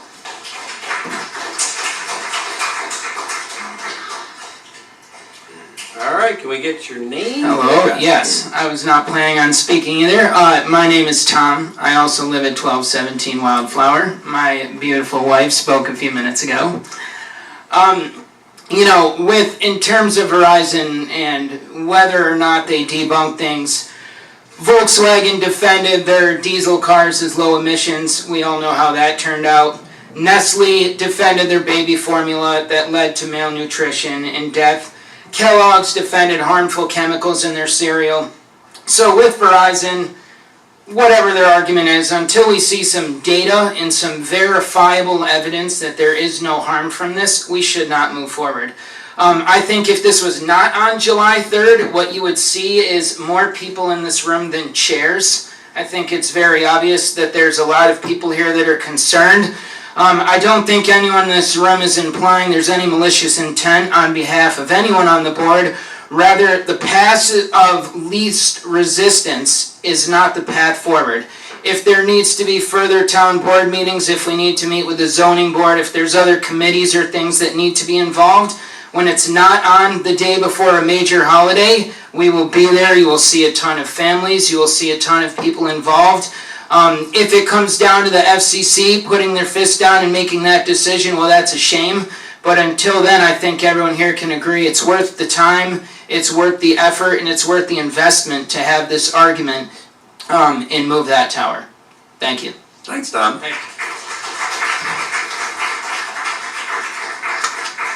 Anybody else behind the beam? Anybody? Look at this. Oh, no, I'm sorry. Oh, well, no, we're not done just yet, because, oh, you're heading out, Nico, is it going to be you? Is it going to be, okay. Yes, sir. Might be bringing up the rear here. It's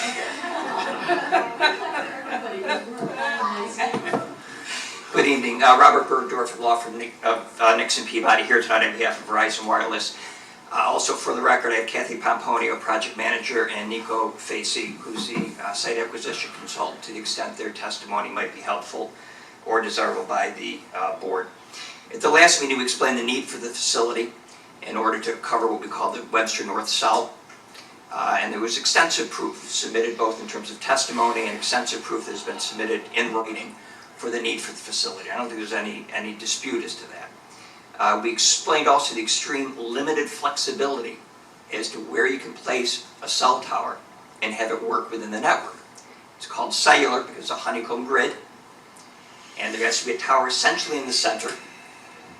And think of it like a flashlight you turn upside down. You lift that flashlight up, that beam gets bigger, you bring it down, that beam comes in, you move it around, that whole footprint moves. And the idea is it's got to be in a spot so that it reaches the edges of the cell, connects to the neighboring cell coverage without unduly overlapping or interfering. So the point of all that is extremely limited flexibility, and that will come into play in a minute when I talk about alternative locations.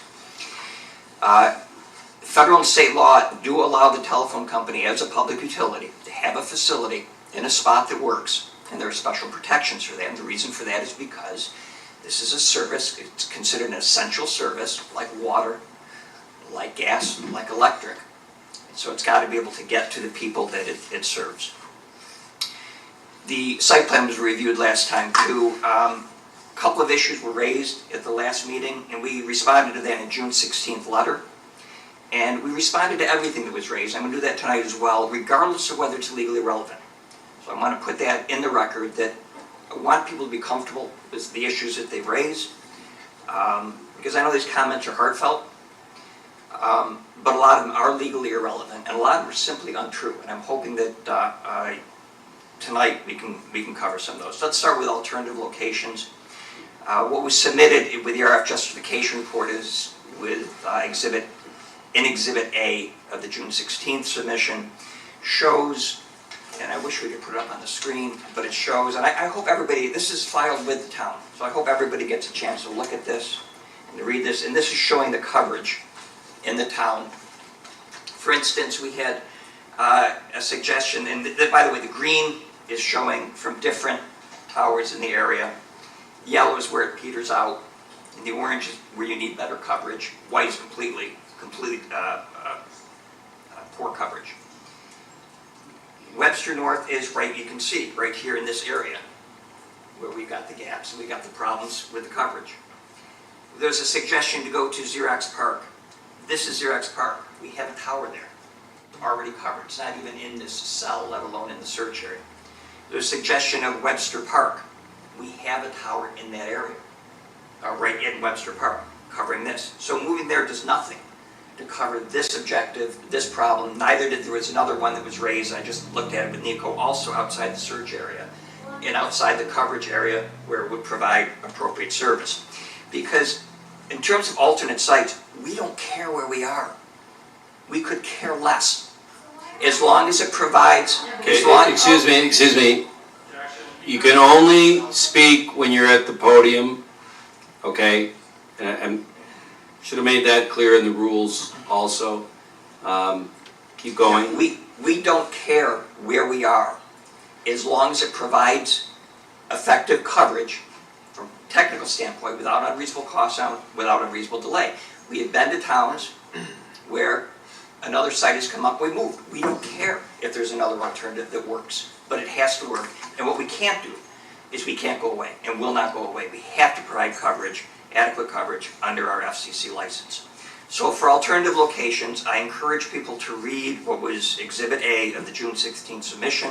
I think that'll explain a lot about cellular coverage, about the technical aspects of it, about the limited flexibility, and why we ended up here. But we cannot we cannot leave this unserved. It will be corrected. And I want to talk about health effects because, and my first cell tower was 1988. So I've been doing these for 37 years, almost nothing but cell towers, more than I can count. And health effects have come up. Somebody said there's no data, this is all new. 37 years.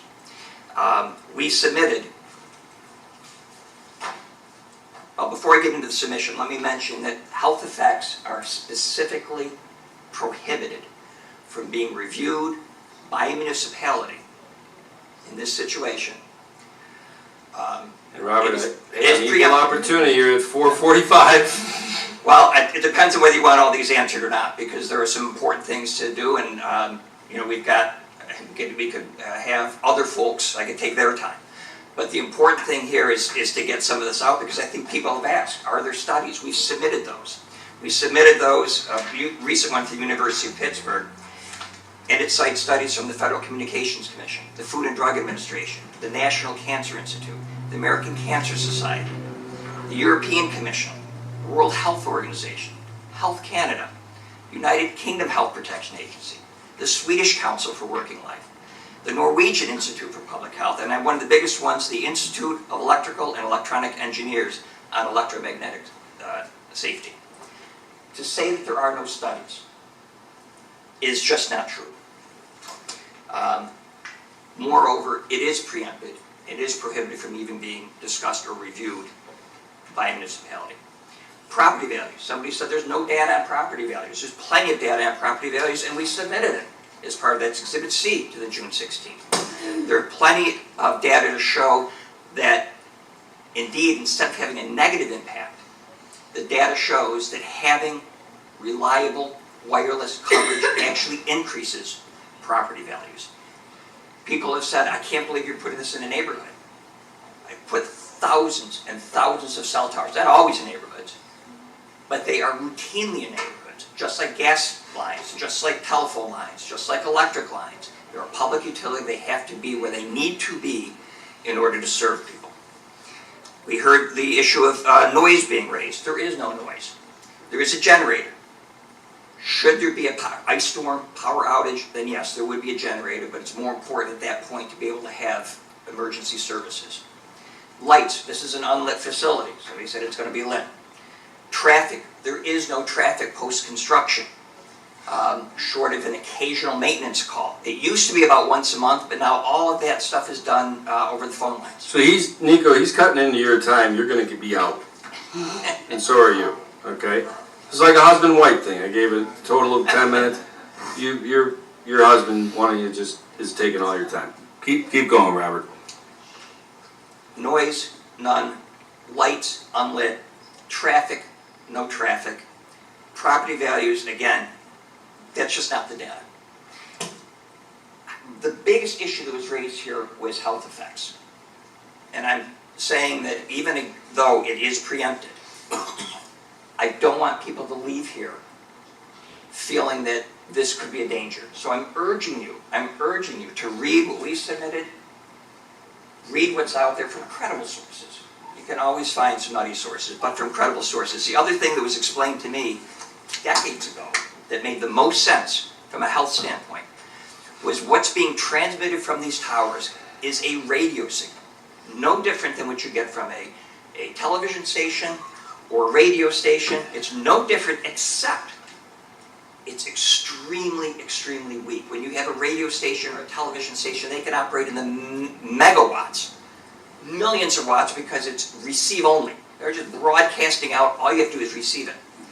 These towers have, it's two-way transmission. They have to hear back from the phone. Because of that, it's extremely small. The footprint's small, it doesn't broadcast far, you cannot broadcast beyond, we can't even get over to Xerox Park. This one doesn't broadcast to Xerox Park or Webster Park. The extremely limited transmission band, because you have to have a two-way transmission, means it's an incredibly weak signal. So if you're truly concerned about this, you would be far more concerned about every television, radio station. You should be taking those down first. This has been around since the beginning of the 20th century, radio signals. This is no different, only cellular is an extremely, extremely weak radio signal. So I urge you to read that. I urge you to read the studies that we submitted. Can I ask you a quick question? So, when you showed the first example of the map and the coverage area, the different colors, and therefore it kind of narrows down the area in order for, I don't think you developed it fully, but it sounded like in order for Verizon to keep its license under the FCC, it has to kind of push forward in this regard and make sure there is coverage. If you took that area, and let's assume for a moment that there was no public land, it was all privately owned. How big is the diameter, the circumference of the options that you would have? Yeah, this is shown on page 4. Again, so much of what raised tonight has been submitted. So I just urge you to read it and then come with your questions. But that's on page 4, and it shows the search area. So to your point, when there is a service area, a new cell, in this case the Webster North cell that needs to be covered, the engineers review it, they analyze it, they build digitally on the computer, they build towers at different places, different heights, and they figure out what works. Right, so the radius here is how large? Approximately. Talking miles? Let me show you because you'll be more familiar. Well, don't bet on it, but approximately. Objection. No, none of this. No more, you have to have public business, it's open meeting. So how There's a scale on this. You could get a scale to show the search area? I believe it's 1,000 feet. Diameter or radius? okay, so 1,000-foot radius of 2,000. of. Get a measure, about 2,000. Okay, And let's just. what page is that That's in the page report? 4 of exhibit A. Page 4 of, and this is on the town website, because Is this the document that was passed out at the June 5th meeting? Is that what you're referring to? Okay, let's everybody stop for a minute, okay? I just, this is more of a quasi-hypothetical, so just hold on a minute, okay? So let's assume it was 2,000 feet, all right? That's the radius that this tower has to go in to serve the underserved areas, okay? Now, if in that 2,000 foot radius, there was no public land, okay? What does Verizon do at that point? Oh, we search for, what we try to do is first, there's a hierarchy. So first we look for any existing structures, be it other towers, be it steeples, be it buildings. So if we have a co-locate, we call it a co-location opportunity. If we have a co-location opportunity, we'll take that Okay, first. now, did Verizon do that in this case, or did it not because of the availability of public? Oh, no, it scrubs the search area. I mean, that's Nico's job. He's to go out and scrub the search area. First thing he does is look for existing facilities. And I apologize, because I haven't read the packet, so, did Verizon publish as part of this presentation what other options, it may not be the number one option, but what other options were available in the, in that area? It's not published here, Okay. but we would have, I mean, we would have it in notes, we would see what's been, Okay. but And I'm not holding you to this exact number, but is it fair to say that there were options, although maybe not prioritized as the number one option, but were there other options? no, and for this, in this sense, any other option was closer to homes, or they're in residential neighborhoods, but where there was already Only already the built out speaker, areas. only the speaker from the podium. And I'm sorry, I just want to make sure I'm clear on this. The other options that were in are hypothetical, if you were, the 2,000-foot radius. Did you say that those were published as part of your files or not? No, they're not published. We had, those notes would be internal. If the town were to ask you for that publication, would you provide it? Yeah, absolutely. We would show, but the other thing, it's, if I could just go through that hierarchy. So we start to look for a co-location. Then we start to look for industrial or manufacturing areas. Then we start to look for municipal land, because typically municipalities. So least obtrusive to Exactly. most obtrusive. That's exactly right. Okay. And here we stopped at municipal. The other thing we have to look at is sometimes we find it's not just that, we also have to look at, are there wetlands? We can't go in wetlands. Are there, and I don't think we had this issue here, but are there steep slopes that we can't put them on? Are there constructability issues? Not to get so much here, but we've been in rural areas where you go on the side of a mountain. So all those things come together to come up with opportunities within that search area. And in this case, this was the one that was the least obtrusive that was available. And if the town were to ask you for that least to most, you'd be able to? Yes, there may be nothing else in this search area, in which case we would turn to the town and say to anybody, do you have a better alternative in this search area? Like I said before, we don't care where we are. Does, when you look at least to most obtrusive, does the fact that public land is available preempt that analysis, or it's all weighted equally, private versus? Because I'm thinking in the back of my mind, obviously, if Verizon has to purchase land or lease a tower space, does that impact the weight that the priorities can be? I'm not sure I follow. I mean, we don't really care whether it's public or private. Okay. Typically, towns want us on public, so that will give it a little more weight. But if we went in there and a town said, no, we want you on private, and it was available without unreasonable cost, unreasonable delay, and it worked, we don't care. Can I just intervene for a second? Is it, on June 5th, and certainly if everybody gives their email address, I'll send you what Deneen put together, links to the audio and visual of what was done that night. At the beginning of it, I said that after the lake and pellet experience back at the end of 21, and how that just went, it was tough. And when we got done with it, I think I reached out to Mike Crosby and you, and I think Kathy also you, and I said, with Josh Artuzo, our Director of Community Development, I said, I don't like to be in a reactive position where all of a sudden we find out that you got some lease with somebody that's going to be next to a bunch of neighbors. So why don't you get together with us and let's be proactive. Where is your coverage shortages in Webster? And work with Josh in GIS mapping and see, you know, where is the, as you call it, least obtrusive places. That worked very well on the 5 Mile Line corridor because it ended up going on top of Cherry Ridge, and it took care of that. Because there were 5 major ones, if Mike Crosby, I think, and I explained this back on the 5th of June. So that one was taken care of, and it was great. This one, which is one of the major ones because of how many people live in that central part,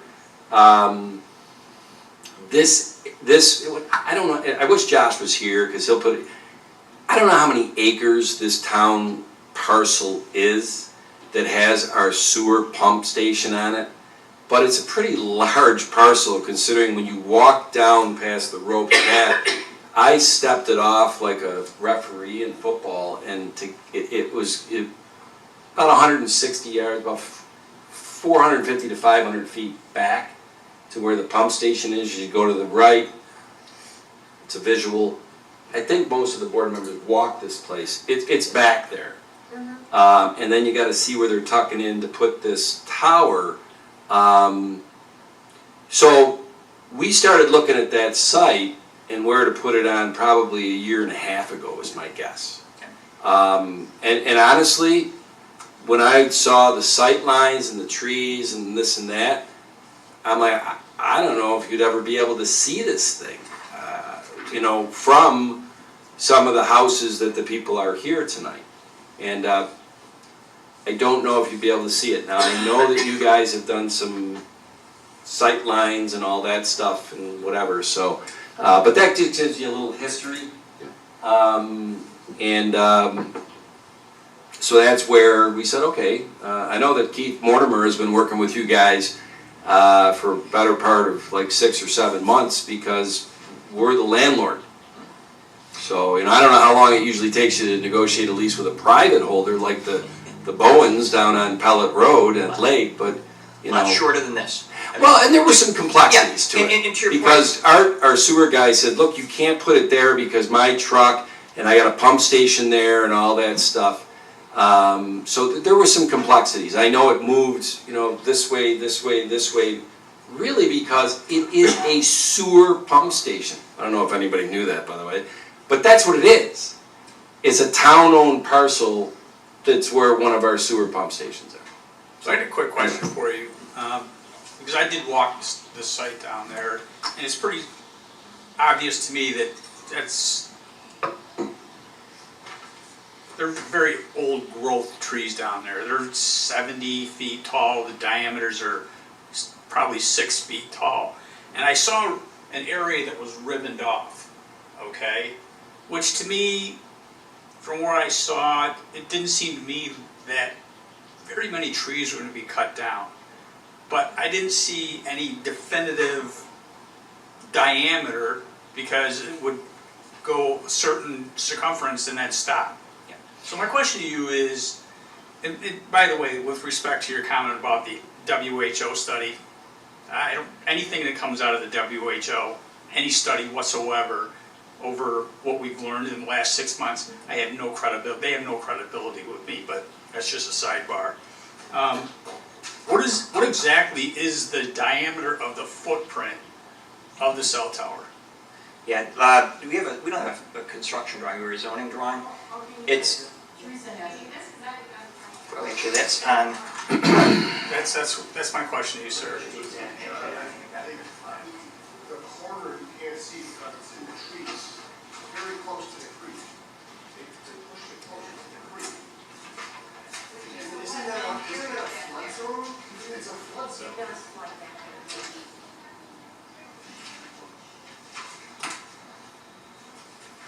Which we were under the impression is this protected area as well. Here's the,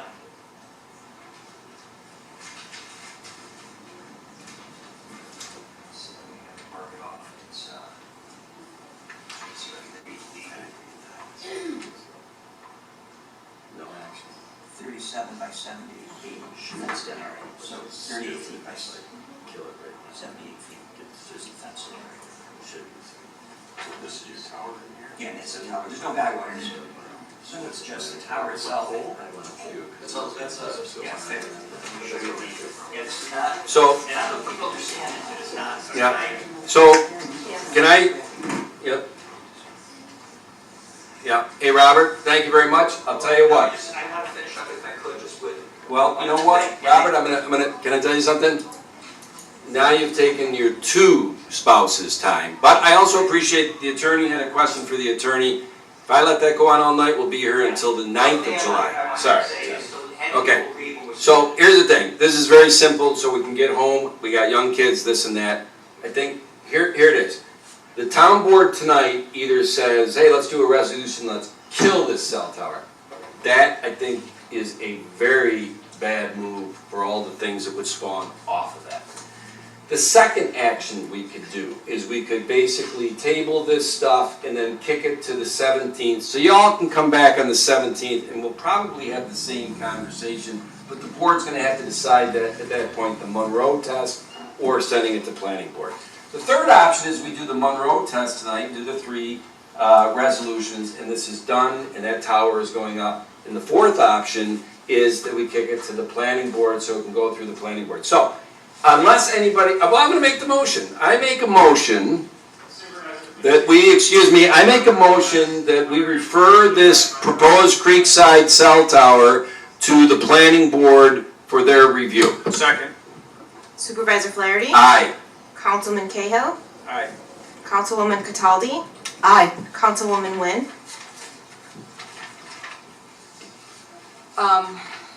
This is a tough one. Just also for the record, I have walked and viewed the area as well. And I do have, grandkids and I know that there's a lot of study, but they have still not, effective yet, and especially, come to health. I would have voted no on this one, but because they are moving it to the planning board and the zoning board, and if it had come back to us again, I would have voted no. So therefore, right now, because it's moved to the zoning board and planning board, I'm gonna vote yes, because they can take a look at that. But if we have to decide to get this vote, a resolution to either for the cell tower, I apologize, but I would have voted no. Okay. Councilwoman Ray? Aye. Is that 5? Yep. Okay. So that concludes the meeting, but I just want to let everybody know, because there's been a lot of things that happened tonight. The next planning board meeting, and I don't know, Keith, this is more Josh's purview, and I don't know if Erica left. She is still vacant, but I don't want to put you on the spot. The next planning board meeting is the first Tuesday of August, which is... August 4th. What is it? No. August... August 4th. August 4th? Oh, is that that's Monday, August 5th. August Yeah, 5th. Okay. What time? Now, hold on. Whether this can get synced in with the Verizon people and the planning board people and whatever next week, and it meets the calendar of the August 5th, I don't know. But if it is on August 5th, I don't know if that's a public hearing that night. I don't really oversee the planning board, John, that's more, if they're doing preliminary and whatever, they may look at it and say, well, based on this height and whatever, we gotta send it from here to the zoning board. At least on that issue, it's possible.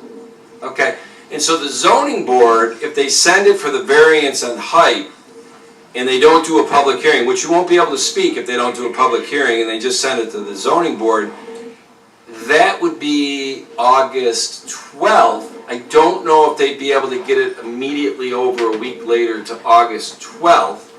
Now that probably would be a public hearing, and they would go through all this stuff, but if they say okay and they push it back to the planning board, I'm speculating at best. This is what's gonna happen. There's gonna be several more meetings, some of them with public hearing where you can take that podium, some of them where there's not.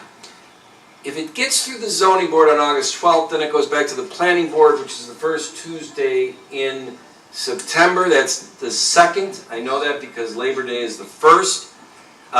And then if they go through preliminary and final and there's a public hearing, I think it comes back here, John, for whatever we do. This sounds like Pelican Lake revisited, which would probably be September 18th. let's see, September 2nd is a Tuesday, our first board meeting September is the 4th, 18th. so it'd be the 4th or the 18th. It's very possible this potentially, through all of that I just described, one delay here, one delay there, it's gonna end up back at this board probably in September or October. So it's nice, we might be here for Halloween the same way we were here for 4th of July.